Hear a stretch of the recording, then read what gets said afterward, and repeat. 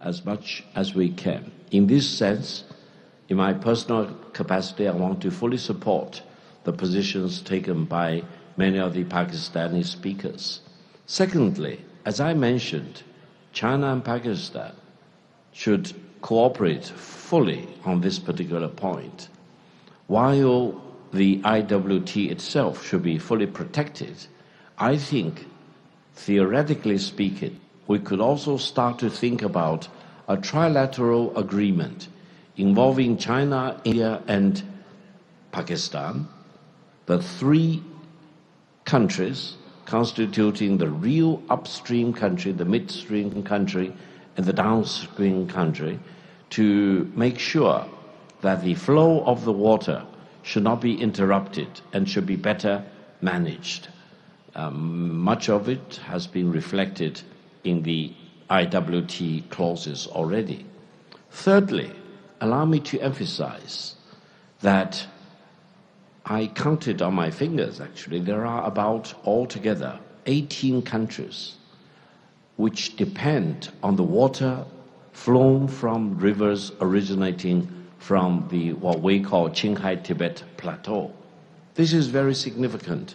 I understand up to today there is no regional or international framework which would focus on this commonality of the water originating from the Qinghai Tibetan Plateau. And the Indus River water is important in itself, but on a more general and macro framework, it's part of this commonality of the water originating from the Qinghai Tibetan Plateau.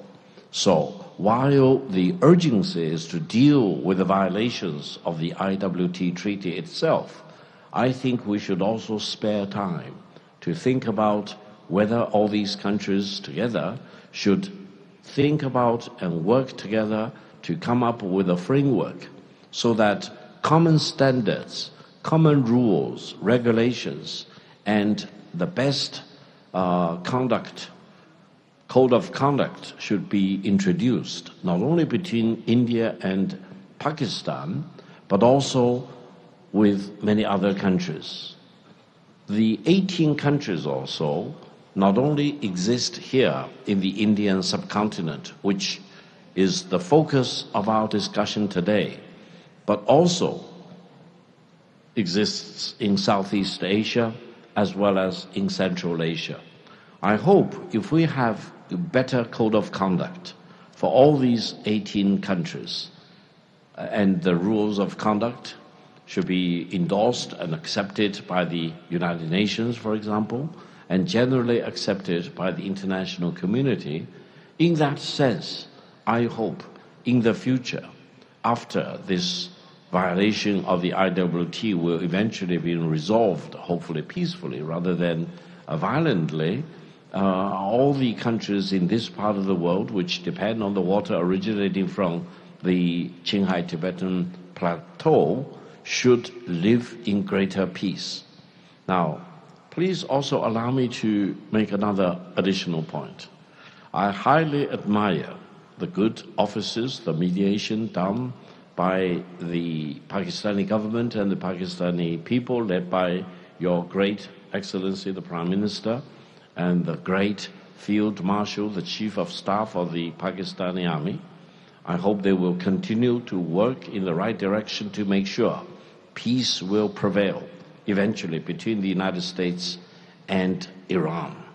Now, someone talked about the closure of the Strait of Hormuz. Allow me to emphasize, as the President of Germany emphasized before, the Strait of Hormuz was open for navigation before the war against Iran started.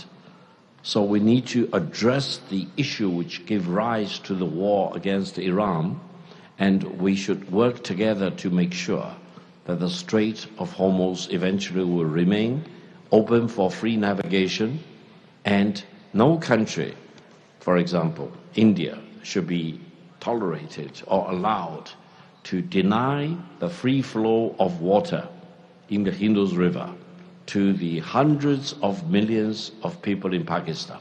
Finally, I want to place a bet. If the Prime Minister of Pakistan and the Field Marshal of Pakistan continue to work in the right direction, I hope they will earn or share a Nobel Peace Prize. That's my best wish. To make the real final point, no one in this part of the world should second-guess China's commitment to defend the fundamental interests of Pakistan, especially including Pakistan's sovereignty and territorial integrity, and in the context of our meeting today, Pakistani people's right to the free flow of water in the Indus River. I thank you very much.